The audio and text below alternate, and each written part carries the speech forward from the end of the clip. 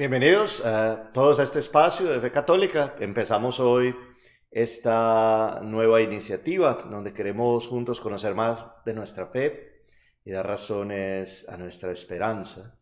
Como se ora, se cree, es la expresión clásica de la Iglesia, donde se une lo que expresamos en nuestra oración y lo que creemos por la fe. Yo soy el Padre Jaime y Yo soy el diácono Luis Rivera. hoy vamos a hablar sobre las dos mesas, una expresión muy linda que se refiere a la mesa de la palabra y la mesa de la Eucaristía.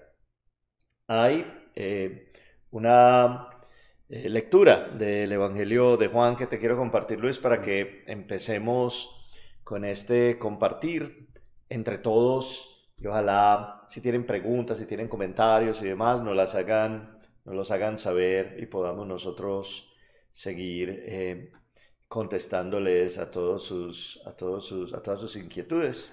Entonces, bueno, me cortó la cabeza, pero ya lo arreglaremos, la vida es bella. Como se ora, se cree. Listo. Entonces, la lectura del Evangelio es esta, del Evangelio de San Juan. En el principio era la palabra, y la palabra estaba con Dios, y la palabra era Dios. Ella estaba ante Dios en el principio, por ella se hizo todo, y nada llegó a ser sin ella. Lo que fue hecho tenía vida en ella. Y para los hombres la vida era la luz. La luz brilla en las tinieblas, y las tinieblas no la recibieron. Vino un hombre, enviado por Dios, que se llamaba Juan. Vino para dar testimonio, como testigo de la luz, para que todos creyeran por él. Aunque no fuera él la luz, le tocaba dar testimonio de la luz. Ella era la luz verdadera, la luz que ilumina a todo hombre y que llega al mundo. Ya estaba en el mundo, este mundo se hizo por ella. O por él, este mundo que no se hizo por ella. Pues este mundo no la recibió. Vino a su propia casa y los suyos no la recibieron. Pero a todos los que lo recibieron les dio capacidad para ser hijos de Dios. Al creer en su nombre han nacido no de sangre alguna, ni por la ley de la carne, ni por la voluntad del hombre, sino que han nacido de Dios. Y la palabra se hizo carne y puso su tienda entre nosotros. Y hemos visto su gloria, la gloria que recibe del Padre, el Hijo único. En él era don amoroso, en él todo era don amoroso y verdad.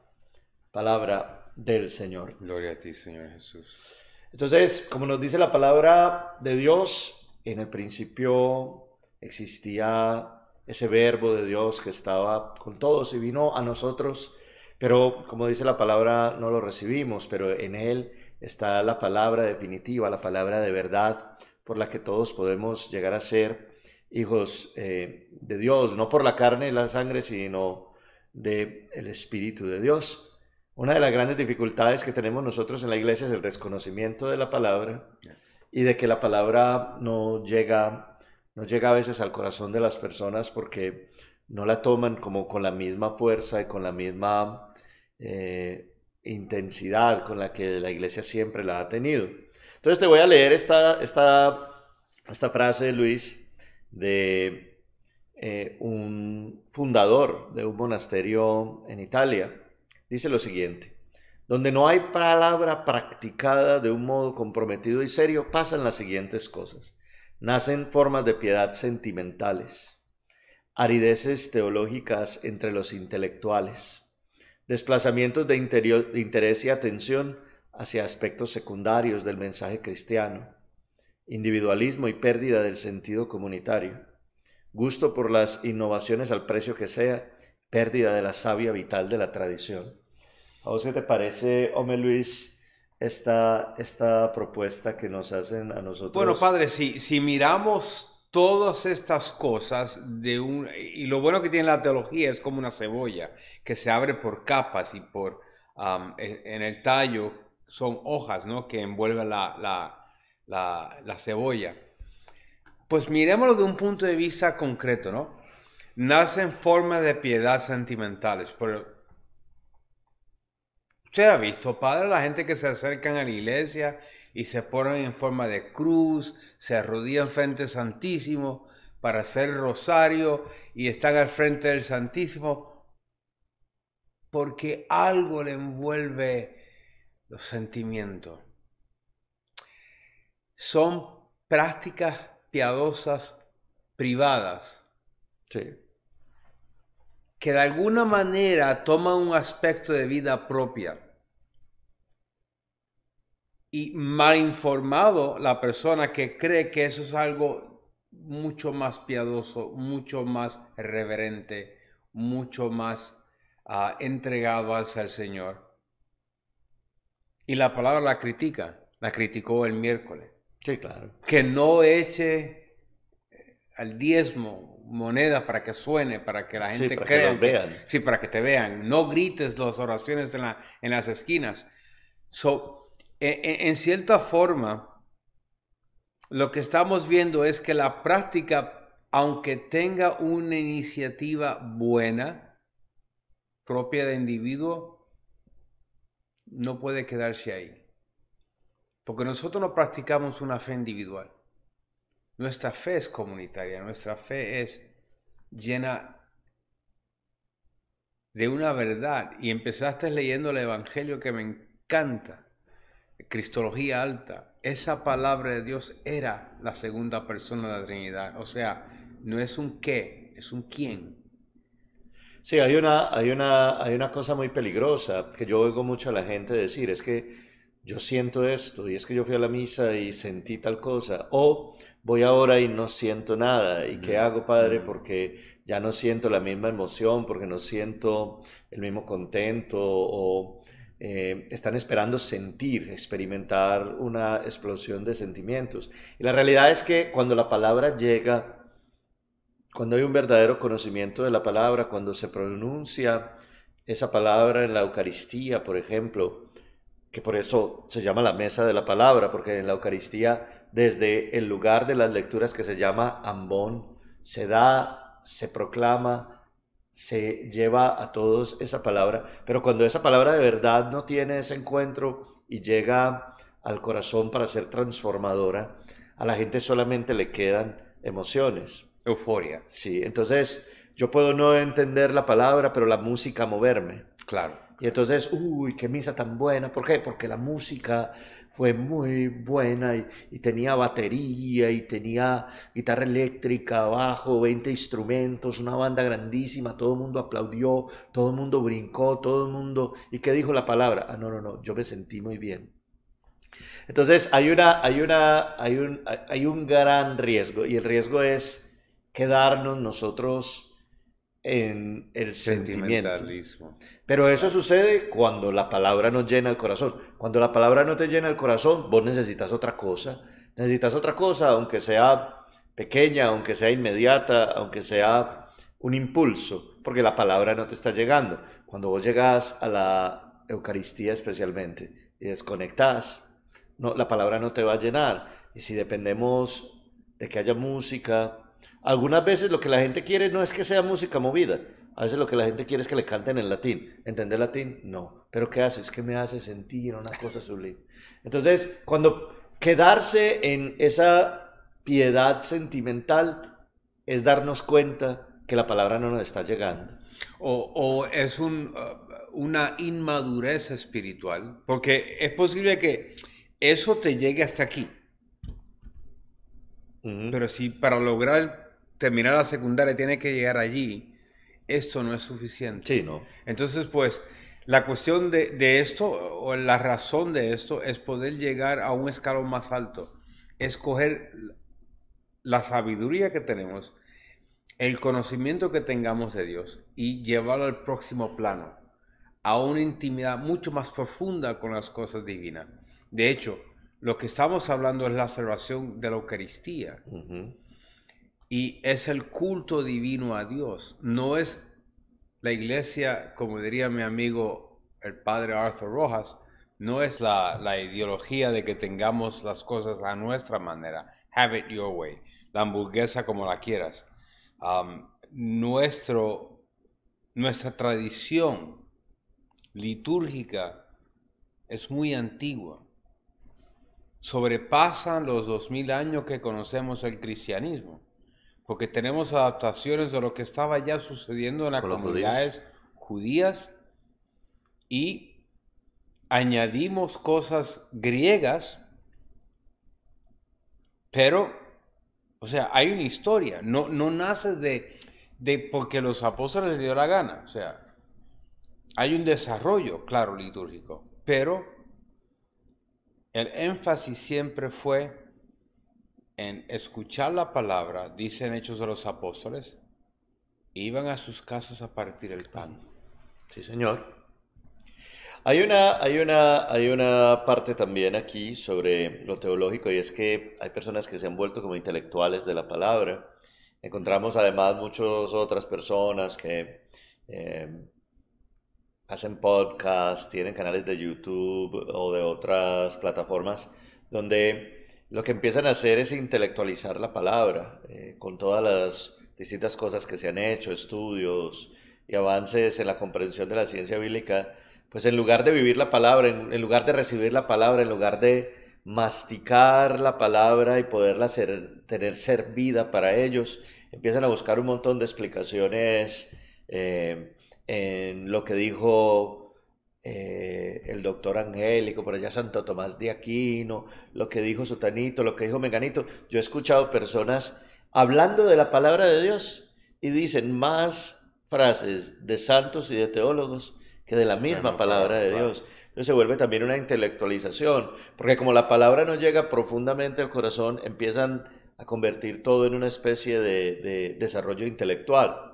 ¿Por qué? Porque como la palabra no toca mi corazón, entonces lo que hago yo es volverme como una persona muy sabionda. Nadie me puede decir nada porque además sé citas de una persona, de otra, de la de aquí, de la de allá. A lo último termino yo siendo pues más un intelectual, una especie de experto en teología, pero no experto en vivir la palabra. O sea, hay algo que entender. Estamos buscando educar para poder tener una experiencia más íntima. Y creo que es la diferencia a lo que queremos hacer nosotros. De hecho, no te he comentado lo lindo que ha quedado estos 4 evangelios. Los 4 evangelios, sí. De Cristóbal Almanza, porque tienen copyright, les digo de una vez, allá abajo está el copyright, dice Cristóbal Almanza, no se me enoje conmigo Cristóbal.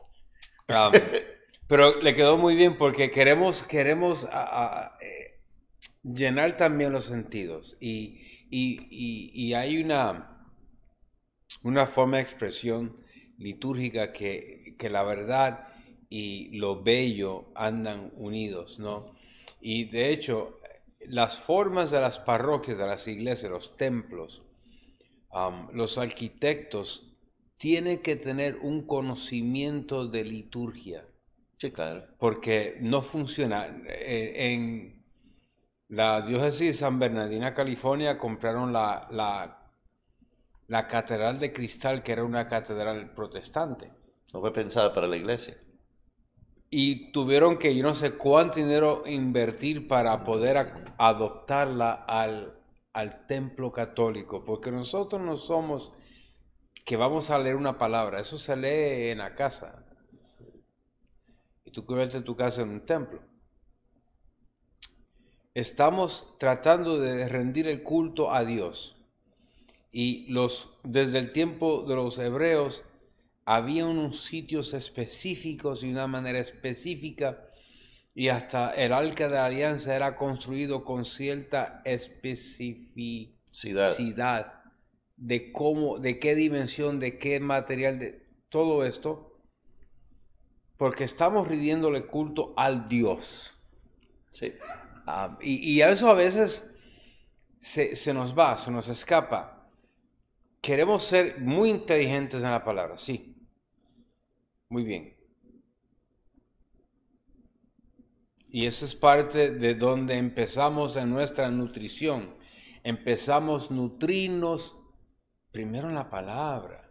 O sea, me gustaba que en San Sagrado Corazón y en San Francisco de Asís, en el Bronx, en los tiempos de Cuaresma y liturgias así, ¿no? Especiales, poníamos los monaguillos, 2 con antorchas, al lado de el ambón cuando se iba especialmente a predicar o a proclamar el evangelio. y se usaba el incienso y me toca ahora yo como diácono incensar La palabra, sí. la palabra directa de la boca de Cristo, lo cual cuando lo hago todavía es el momento de que me arde el corazón, porque estoy venerando la palabra misma, ¿no? Y estoy incensando, o sea, mis oraciones de que yo no soy digno de proclamarla. No, claro que no. Por eso te pido la bendición y bajo tu bendición, Padre. Y de una manera represento a Jesús en el templo cuando desenrolló el rollo de Isaías y dijo, el Espíritu de Dios está sobre mí. Todavía frente de la gente y trato de aguantar el sentimiento, la euforia que siento, porque sé que no soy digno de hacerlo. Y tengo que tratar de convertirme en Cristo para los hermanos que están esperando nutrirse de esa palabra. Ahí es donde yo creo que el peligro de o no estar concentrado para recibirla o intentar entenderla como un presupuesto teológico, no como alguien que llega y me habla y me dice al corazón lo que el Señor mismo dijo y expresó a sus apóstoles hablándoles del amor de Dios. Ahora, ¿qué te parece esta tercera cosa? Desplazamientos de interés y atención hacia aspectos secundarios del mensaje cristiano. A mí me parece que eso es muy común, quedándonos, por ejemplo, cuando la palabra de Dios nos habla del pobre, quedándonos en que estamos llamados solamente a atender al pobre, o cuando la palabra de Dios nos habla de alguna cosa externa, quedarnos en esa cosa externa, por ejemplo, en el caso de vamos a orar siempre y sin desfallecer. Pues bueno, eso es parte del mensaje cristiano, pero no es la esencia del mensaje cristiano. El mensaje cristiano está enclavado en la experiencia de haber sido salvado, en la experiencia del sacrificio salvador de Cristo que a vos, a mí y a todos nos ha comprado por su sangre.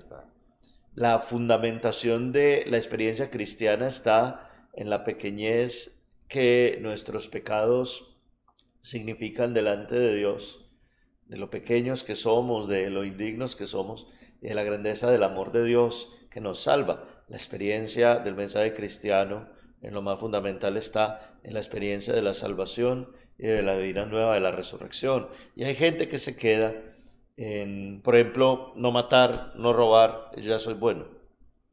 O yo le ayudo a todos los que yo puedo, o yo cuando alguien tiene hambre le doy de comer. Pero eso no es lo esencial cristiano. Entonces ahí, por ejemplo, esos desplazamientos de interés llevan a la gente a no entender bien lo que la palabra quiere hacer con ellos. Y es todos estamos en ese procesar de la iglesia, ¿no? Estamos al principio de la iglesia, los domingos especialmente, entramos desde la parte de atrás, la iglesia peregrina, ¿no? Que va al encuentro con el amado. Pero yo personalmente también tengo que encontrarme con el amado. Yo tengo que también crecer y florecer y tener una experiencia viva con él. Yo no puedo llevar lo que no tengo a otro. Yo no puedo ser sacramento Cristo o Cristo sacramentado si yo no dejo que Él salga de dentro de mí y me acaparre todo mi ser. Que Él viva a través de mí, que Él sude a través de mi experiencia, que también goce a través de mi experiencia. Yo no puedo convertirme en un buen diácono si yo por la mañana no oro y tengo ese momento íntimo. Sí, es que yo creo que no podemos ser buenos cristianos si simple y llanamente el mensaje del amor de Dios pasa de largo. Sí. Y llega un día y pasa de largo, y llega el segundo y pasa de largo, y llega el tercero y pasa de largo, y no tenemos ningún encuentro con Él. Por eso quedarnos simple y llanamente, por ejemplo, darle comida a los homeless. Y ya con eso hicimos lo fundamental Cumplí, cristiano. claro. O comprometernos a dar una ofrenda, no sé, a la iglesia o al San Jude o lo que sea. Es quedarnos en lo secundario. Eso no es malo, pero es secundario. Lo fundamental es la transformación de la vida en Cristo. Claro. Y cuando la transformación de la vida en Cristo no existe, pues no nos diferenciamos nosotros de una ONG o de una sociedad caritativa. Y Claro. nosotros no somos ni una ONG ni una sociedad caritativa, nosotros somos la iglesia de Cristo, deberíamos vivir claramente ese mensaje cristiano. Desde el punto de vista de nosotros, el salvado. Sí, claro, nosotros deberíamos vivir como salvados, nosotros deberíamos vivir resucitados, nosotros deberíamos vivir como fruto de la experiencia de la acción salvadora de Dios en nosotros. Y cada cosa que hiciéramos es una expresión de eso. Si nosotros nos quedamos en las ramas, en voy a hacer esto, esto y esto, y con esto ya está listo, pero no existe una experiencia fundamental de la salvación, pues nos quedamos simplemente en las cosas secundarias. Además, eso nos lleva al otro punto, que es a un individualismo y una pérdida de sentido comunitario, que yo creo que la pandemia nos precipitó en ese abismo de una manera impresionante y ahora ha sido muy difícil salir de la comodidad de lo que yo puedo hacer desde mi casa mirándolo a través de todos estos medios. Ahora, esto es muy interesante cuando les podemos llegar nosotros a ustedes, pero es muy peligroso cuando desde la casa decimos, listo, ya no necesito nada más. Claro, claro. Yo aquí solo tengo todo lo que necesito. Pero una curiosidad. Jesús, siendo Dios, pudo haber dicho, arréglese la sociedad y se arreglaba. Él no necesitaba bajar para nada, ni hacerse uno de nosotros, sufrir catarro, sufrir hambre, sufrir sed. Tener calor, frío, Sí, sí. claro. Él nació en el centro de una familia, en la experiencia humana, la cual nosotros decimos cuando mezclamos el agua y el vino. Estamos participando de la divinidad de aquel que se quiso compartir humilló nuestra condición humana. a ser nosotros, a hacerse uno de nosotros, a ser un hijo del mundo. Es que se hizo familia humana para que la familia humana pudiera estar en él. Claro, y es teología moral 101, ¿no? Es la primera teología moral que coge la universidad. Nosotros nos hacemos Él nos está llamando hacia Él. Y lo hizo de una manera muy particular. Se hizo uno de nosotros para llegar a Él. Para que nosotros pudiéramos llegar a él, sí. Dándonos la experiencia humana de salvación. No solamente un acto divino, sino nacido dentro de una comunidad de amor, participando con dos hermanos en amor, para llevar ese mensaje, el querigma, hacia la coinonía, hacia la comunidad. Es que nosotros no somos sino eso. O sea, uno mira, Jesús llegó una familia humana, no la soledad de la majestad de un reino. Llegó a Nazaret, un pueblo, una comunidad humana en la que creció. Era un pueblo pequeñito que todo el mundo conocía a todo el mundo. Recuerden cuando llegó a la sinagoga y desenrolló todo el mundo decía, pero este no es sutanito, el de aquella y el de hijo aquel. del carpintero. Cierto, entonces todo el mundo conocía a todo el mundo. Luego cuando empezó a predicar, escogió un grupo de personas para estar con él. Dice Marcos al comienzo, él escogió a estos para estar con él. Y luego con esos con los que estuvo, alrededor de esos que escogió, hubo una familia también de discípulos, un grupo de personas que llenaban las casas, que abrían los techos de las casas, que le traían los enfermos, y se creó alrededor de él, no en soledad, sino en compañía, una auténtica experiencia de familia de Dios. La familia de Dios que termina siendo en última instancia lo que nosotros somos hoy. Claro. Entonces, el individualismo es una cosa peligrosísima. Creer, por ejemplo, que yo en una especie de justicia individual propia mía porque hago esto, esto y esto, yo solo, voy a llegar a donde Dios quiere que yo esté. ¿No te parece una cosa muy complicada y un error muy grande? Es Claro. decir, yo me voy a rezar estos 30 rosarios, voy a hacer estas 40 horas de oración y estos 50 ayunos, y yo, por mi fuerza, voy a llegar donde Dios. Nadie llega por su propia fuerza donde Dios, todo es por la gracia de Él, primero. Y que se quede en claro, que se entienda, nadie está criticando la oración. Nosotros tenemos que orar un par de veces al día, Sí, obligado, 5. para Él, Sí. 2 para mí. Porque tenemos que nutrirnos otra vez de la palabra para poder encarnarnos, arroparnos de eso que es Cristo. Claro.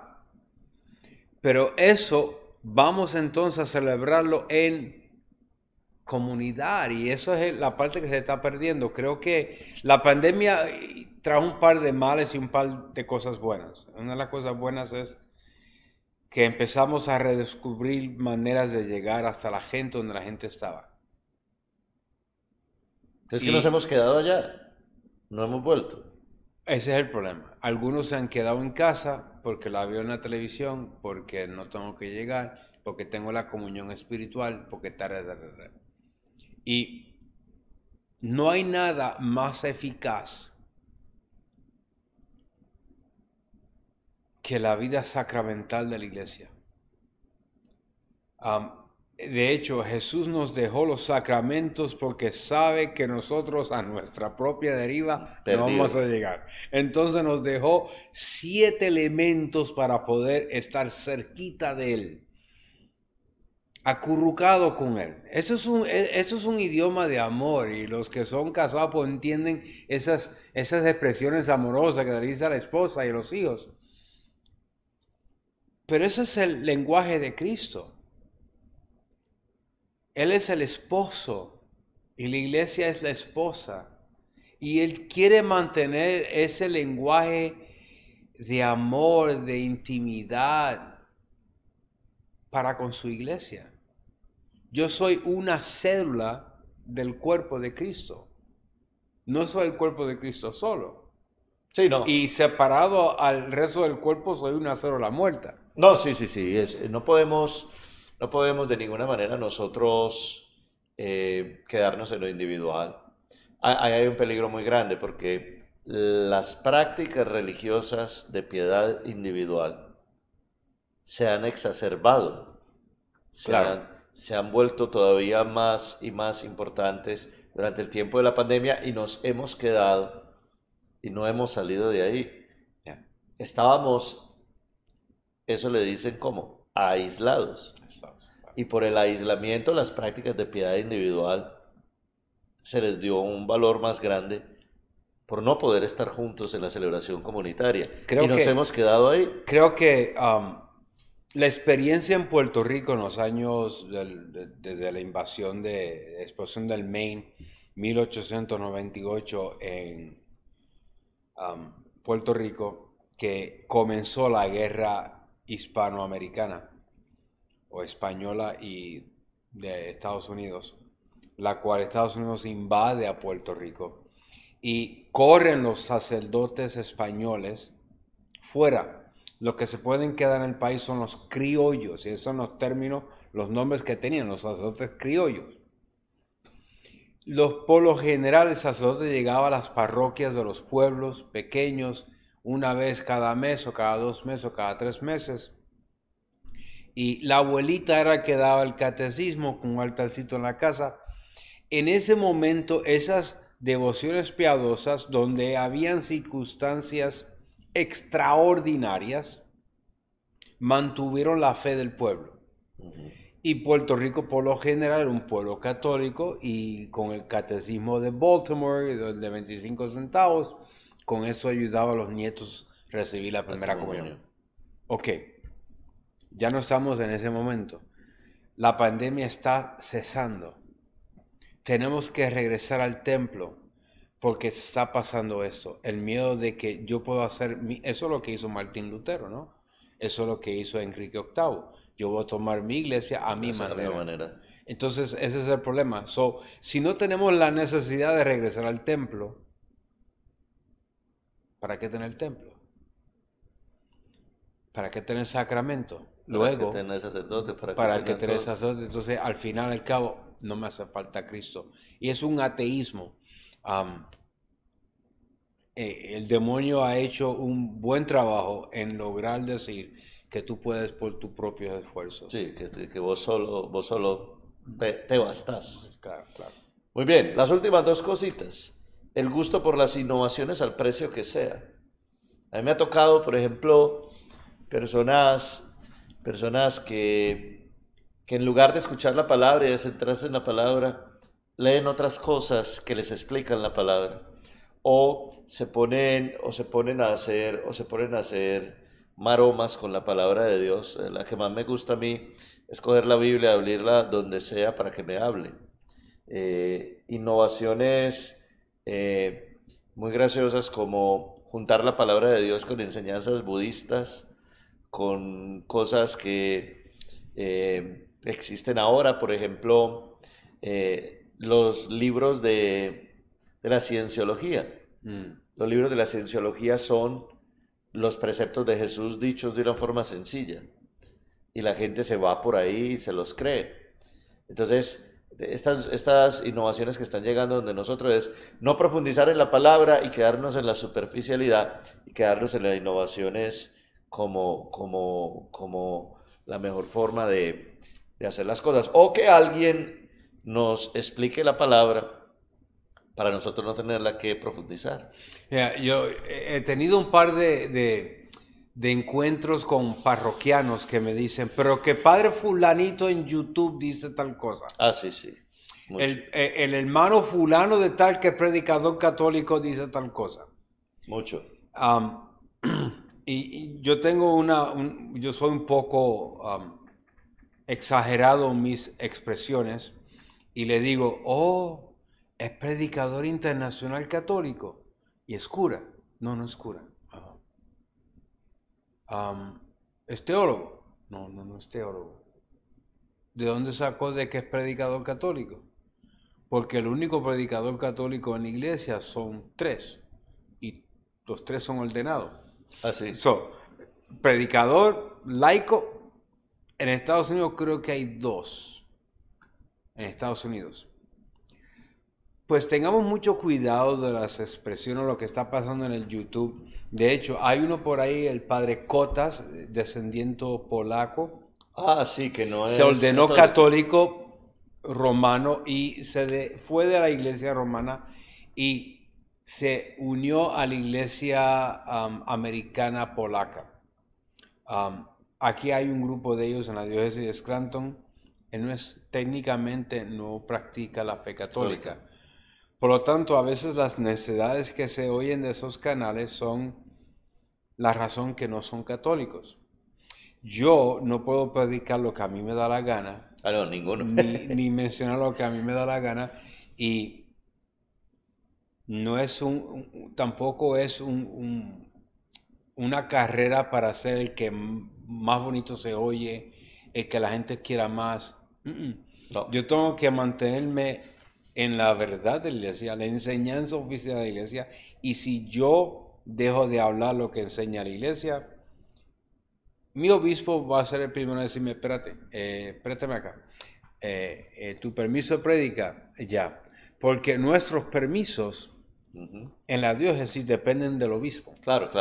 Nuestro ejercicio ministerial depende del obispo. Entonces, pues, yo no puedo tomar el riesgo de decir algo, aunque quiera, aunque me parezca bonito, que no sea la verdad de la iglesia. Yo no puedo enseñar cosas que están fuera del catecismo. Eso es un buen rompeburro. ¿Por qué no leemos? Rompeburro. Sí, claro. Bendito. Dice que los burros son necios. Entonces, si coges uno de esos libros, te rompa la burralidad. Ah, ya. Entonces, pues ya lo dejas de ser burro. Es desemburrarlo a uno. Sí. Ya. Porque queremos entender lo que quiere decir la iglesia. Pues cogemos el catecismo de la iglesia católica. Sí, yo pienso que vamos a trabajar en este semestre en lo de la Eucaristía y después en el catecismo hay mucho para hablar. Claro. Catecismo hay mucho para aprender y leer el catecismo a la luz de la iglesia. Ahora, eso nos conecta con la última de las consecuencias de no poner la palabra de Dios en lo profundo de nuestros corazones y es la pérdida de la savia, de la conexión vital con la tradición.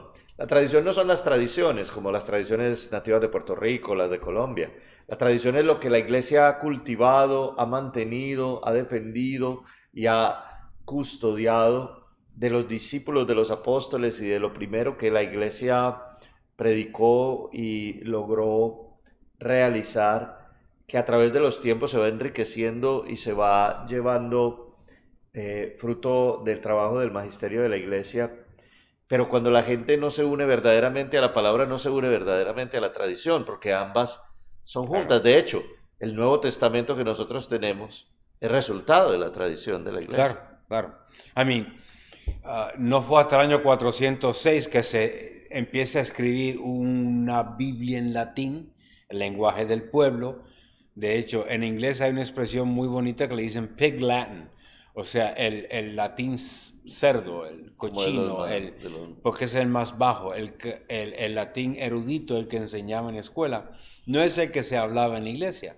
De hecho, el latín de la iglesia, de la misa tridentina, es un latín muy poético, no es el educado, no es el sofisticado.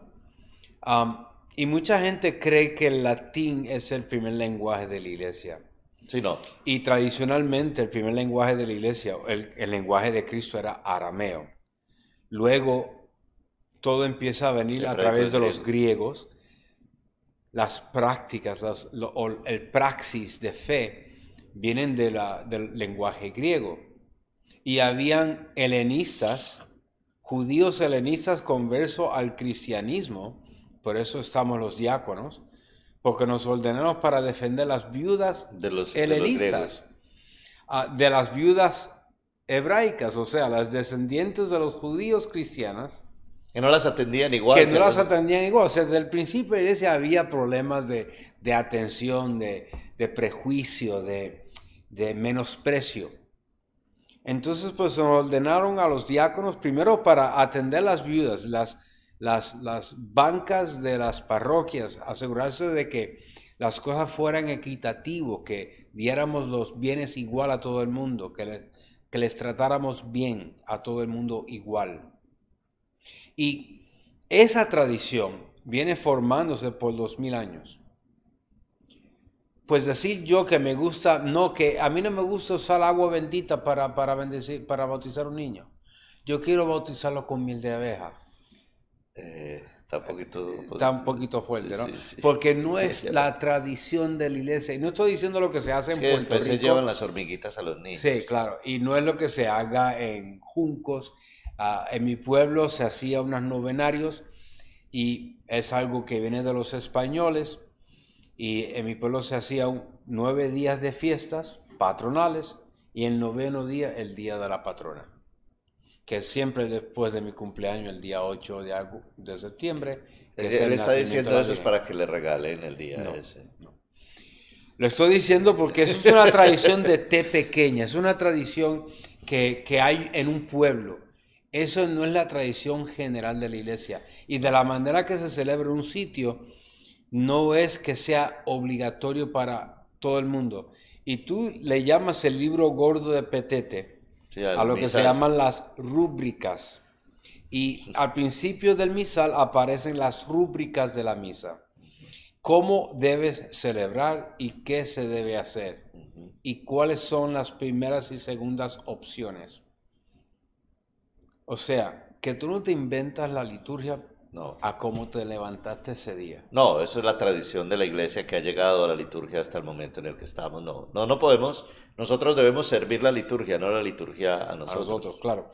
Entonces, entendiendo eso, estamos llegando al final, Mm, pero no quería irme sin decir que um, vamos a estar aquí una vez en semana tratando de abrir un poco cómo es que nosotros oramos y celebramos la liturgia y celebramos esto que llamamos fe. ujú. Entonces, pues, Si hay alguna pregunta, vamos a poner mi email, el email del padre Jaime. Nos pueden dejar comentarios.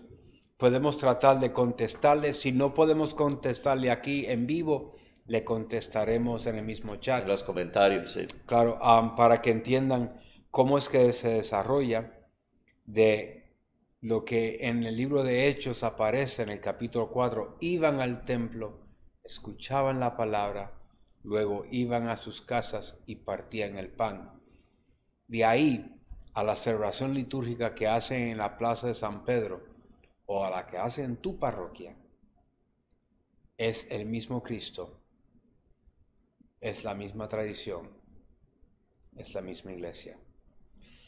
Muy bien, entonces, con esta verdad en la mente de que en la iglesia nosotros somos una comunidad reunida en el amor de salvados, sabiendo que esta mesa de la palabra nos ofrece tantas cosas y que si no la asumimos verdaderamente como es, caemos en estos peligros, pidiéndole al Señor que siempre estemos muy concentrados en la palabra, centrados en la palabra. Cuando vayamos a la Eucaristía y se nos proclame la palabra, abrir como nuestro corazón, nuestros sentidos, para que de verdad llegue a nosotros, y quedando pendientes para en la próxima podamos vernos y seguir hablando sobre ya después lo que es la mesa de la Eucaristía y seguir progresando en lo que significa poder vivir como cristianos el misterio más grande que tenemos, que es poder unirnos en la acción de gracias al Padre por su Hijo Jesucristo.